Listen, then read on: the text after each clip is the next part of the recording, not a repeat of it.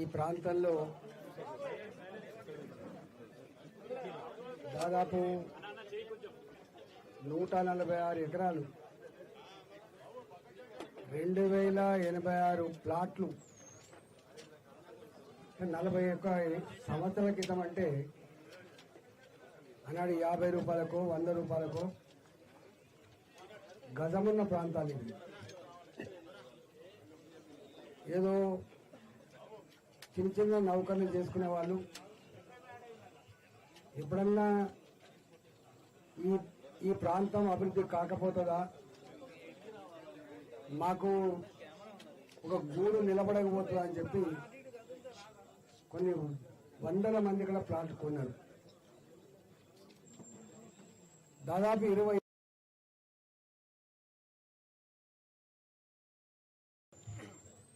నిశ్చింతగా అప్పుడో ఇప్పుడో కొనుక్కునే వాళ్ళు వచ్చి మా ప్లాట్ ఉందా లేదా చూసుకుపోయేటువంటి పరిస్థితి ఉండే. కానీ ఇక్కడ ఒక ల్యాండ్ బ్రోకర్, ఒక ల్యాండ్ మాఫియా గ్యాంగ్, వాడు వెంకటేశ్వరరావు, వాడు రెవెన్యూ రికార్డులలో ఉండేటువంటి లొసుకులను ఆసన చేసుకొని రెవెన్యూ డిపార్ట్మెంట్లో ఉన్నటువంటి దొంగల్ని పట్టుకొని ఆ ఓనర్లను పట్టుకొని మీ పేరిట పాస్బుక్లు వస్తున్నాయి, మీ పేరిట పానీలలో ఉన్నది, మీరు మాకు సంతకాలు పెట్టండి, మిగతా అంతా మేమే చూసుకుంటామని చెప్పి ఆ దొంగ 47 ఎకరాల భూమిని పట్టా చేసుకున్నట. అప్పటి నుంచే వీళ్ళ కష్టాలు మొదలైనవి.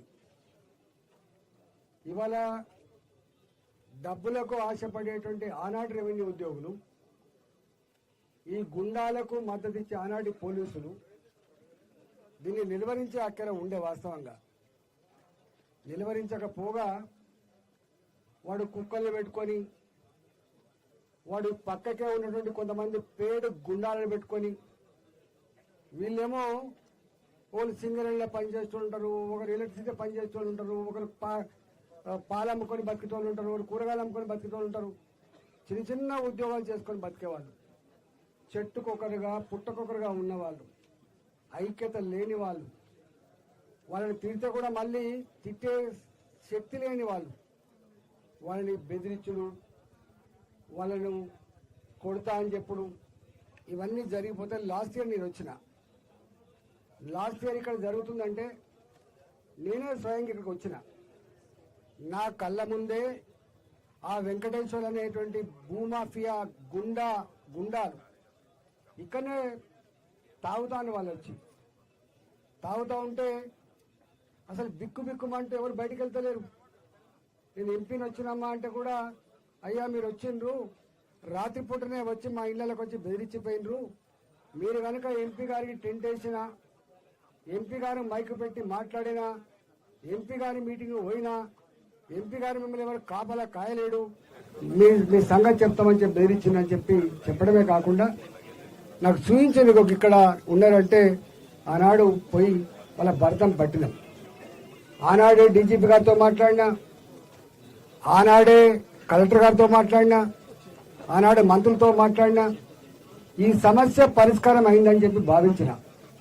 కానీ మళ్ళీ ఇవాళ ఎన్నోసార్లు పాపం రూపాయి జమ చేసుకొని అందరూ ఐక్యతగా కోర్టు మెట్లెక్కి న్యాయం కావాలని చెప్పి కోరితే అనేక సార్లు చెప్పింది, ఇక్కడ వ్యవసాయ భూమి లేదు, ఇది ముమ్మాటికి ఏకశిలా నగర్లో 2086 మందివి ప్లాట్లు తప్ప ఇవి వ్యవసాయ భూమి కాదని తేల్చి చెప్పినప్పటికి కూడా ఇవాళ మళ్ళీ ఎవరిని పట్టుకున్నాడో వాడు మళ్ళీ ఆ ఏడీ సర్వేని పట్టుకొచ్చినట.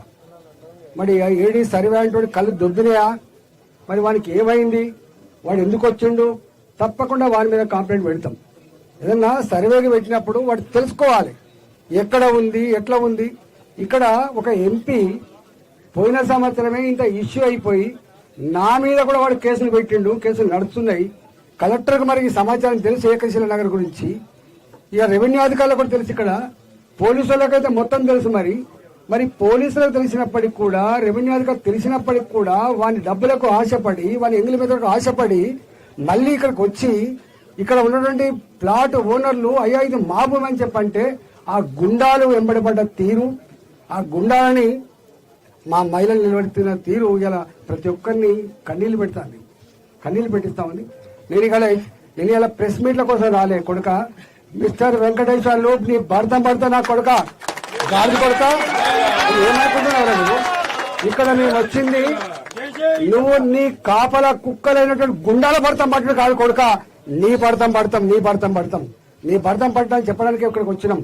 నీకు సపోర్ట్ చేస్తున్న రెవెన్యూ అధికారులు ఎవడో, నీకు సపోర్ట్ చేస్తున్న పోలీస్ అధికారులు ఎవడో వాని వెంట కూడా పడతామని చెప్పి హెచ్చరిస్తా ఉన్నాం. ఇలా మిమ్మల్ని వదిలిపెట్టే ప్రసక్తి లేదు.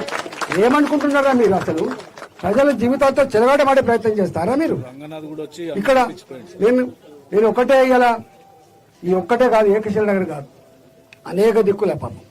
ఎప్పుడో 40-50 ఏళ్ల క్రితం ఆనాడు డిమాండ్ లేదు. ఆనాడు తొండలు గుడ్లు పెట్టని భూములు ఇక్కడ మనుషులు జిల్లు కట్టుకోవడానికి ఆస్కారం లేని ప్రాంతాలలో వాళ్ళు కొనుక్కుంటే ఇవాళ కన్నెర్ర పడగానే కన్నెర్ర పడ్డట్టుగా ఇంత విలువైన భూములు వీళ్ళకేందని చెప్పి ఇట్లాంటి గుండాలు, ఇట్లాంటి బ్రోకర్లు, ఇట్లాంటి రెవెన్యూ అధికారులు ఉన్న దొంగలు, ఇవాళ ఇట్లాంటి ల్యాండ్ మాఫియాలు ఇలా కుమ్ముక్కై కోట్లను కూడా మేనేజ్ చేసే ప్రయత్నం చేస్తున్నారు. వాళ్ళ నోటికాడి బుక్క గుంజుకునే ప్రయత్నం చేస్తున్నారు. ఇది ముమ్మాటికి సాగదని చెప్పి హెచ్చరిస్తున్నా. రేవంత్ రెడ్డి గారు, మీరు పరిపాలన కొనసాగిస్తున్నారు. ప్రజల ఆస్తులకు రక్షణ కలిగించాలని ప్రభుత్వం, ప్రజల ప్రాణాలకు రక్షణ కలిగించాలని వ్యవస్థ ఎందుకు ఇలా సిగ్గుతో తలదించుకోవాలని చెప్పి హెచ్చరిస్తాం. నీ పోలీసులు ఉన్నది చట్టాన్ని కాపాడడానికి, నీ పోలీసులు ఉన్నది ప్రజల ప్రాణాలకు రక్షణ కల్పించడానికి, నీ పోలీసులు ఉన్నది ఇలా గుండాల మీద ఉక్కుపాదం పెట్టడానికి, నీ పోలీసులు ఉన్నది ఇవాళ లా అండ్ ఆర్డర్ కాపాడడానికి. కానీ నీ పోలీసులు వాళ్ళ ఎంగిలి మీద ఆశపడి ఇలా వాళ్ళు సపోర్ట్ చేస్తే ఏం మంచిదో ఒకసారి ఆలోచించుకోమని చెప్పి ముఖ్యమంత్రి కోరుతా ఉన్నా. ఇవాళ మా కలెక్టర్ మేడ్చల్ గారిని అడుగుతా ఉన్నా, నీ రెవెన్యూ డిపార్ట్మెంట్ నీ కంట్రోల్లో ఉందా లేదా? ఇవాళ ఇక్కడ జరుగుతున్న దుర్మార్గాల గురించి నీకు సోయిందా లేదని చెప్పి కలెక్టర్ గారు కూడా అడుగుతా ఉన్నా. ఇవాళ రెవెన్యూ మంత్రి గారి గతంలో కూడా నేను లెటర్ ఇచ్చిన ఇక్కడికి, మళ్లీ ఇవాళ రెవెన్యూ మంత్రి గారిని అడుగుతా ఉన్నా. హైదరాబాద్ నగరంలో జిహెచ్ఎంసీ పరిధిలో అనేక సంవత్సరాలుగా చిన్న ఉద్యోగులు, చిన్న కుటుంబాల వాళ్ళ మీద కొనుక్కున్నారో వాళ్ళ ఆస్తులకు రక్షణ లేకుండా పోయింది. ఇవాళ ఆనాడు ధరణిపేట చెప్పుకున్నా, ఇవాళ మళ్ళా భూపార్తి పడి చెప్పుకున్నా, మళ్ళా గదే గుండాలు, గదే ల్యాండ్ మాఫియాలు, గదే బ్రోకర్లు రాజ్యం వెళ్తుంది తప్ప ప్రజలు హైదరాబాద్ లో ప్లాట్ కొనుక్కోవాలంటే జంకే పరిస్థితి వచ్చింది. కాబట్టి ఇలా ప్రభుత్వం దీని మీద దృష్టి పెట్టమని చెప్పి కోరుతున్నా. నేను ఇక్కడ ఎంపీని, నేను భారతీయ జనతా పార్టీ ఎంపీని ఇక్కడ. ఇవాళ నేను ఒక్కనే కాదు, రేపు వెంకటేశ్వర్ అనే వాని మీద మీరు హత్యా నేరం మోపి వాని కనుక జైల్లో పెట్టకపోతే, వాని కుక్కలని, వాని గుండాలని ఇక్కడ కనుక తీసేయించకపోతే రేపు తప్పకుండా ఈ ఉద్యమం ఇవాళ వచ్చి చెప్పడానికి వచ్చిన నేను దీన్ని ఏదో ఇవాళ వచ్చి ఎంపీ గారు వెళ్ళిపోతారు, మళ్ళీ ఏదో ప్రకారం కాదు, రక్తం కళ్ళ చూస్తే నాకు కొడుక అనుకుంటున్నామని. ఏమనుకుంటున్నారా మీరు?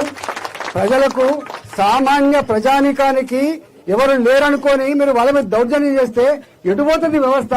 పోలీసులు కనుక, ప్రభుత్వం కనుక కాపాడే ప్రయత్నం చేయకపోతే దానికి భారతీయ జనతా పార్టీ కార్యకర్తలుగా, నాయకులుగా ప్రజలకు అండగా ఉంటామని చెప్పడానికి వచ్చిన రేపు మొత్తం మా ఎంపీలని, మొత్తం మా కార్పొరేటర్లు ఇక్కడ, మా ఎమ్మెల్యేలు తప్పకుండా 24 గంటల టైం ఇస్తున్నాం. 24 గంటల టైం ఇస్తున్నాం. ఈ టైం లోపు కనుక వట్టి గుండాలు కాదు పట్టుకోవాల్సింది. వాళ్ళని మేత వాడేవాడు, వాడిని పోషించే వాడేవాడు, వానికి అండగా ఉన్నవాడేవాడు. ఇవాళ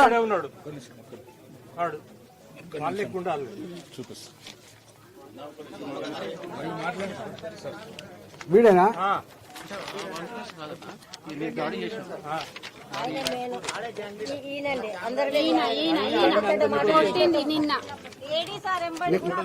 నిన్న కొట్టింది వీడట.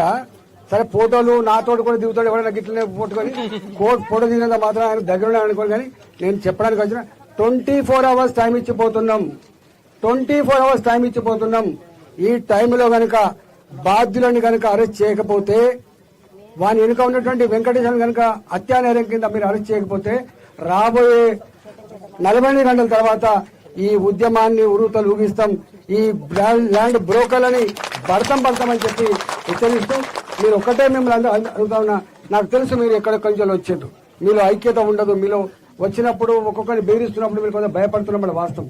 కానీ మేము మా కార్యకర్తలు, మా నాయకులు ఈ పక్కకే ఫిర్యాదు కూడా వీళ్ళంతా ఉంటారు కాబట్టి మీ కంటికి రెప్పలాగా కాపాడుకునే బాధ్యత మాది. మీ కాళ్ళకు మునిగితే పనితో పీకేంత సర్వీస్ చేసే బాధ్యత మాది. కాబట్టి మీరు ఐక్యంగా ఉండండి. అవసరమైతే కోర్టులో కూడా మాలాంటి వాళ్ళు మీకు అండగా ఉంటాం.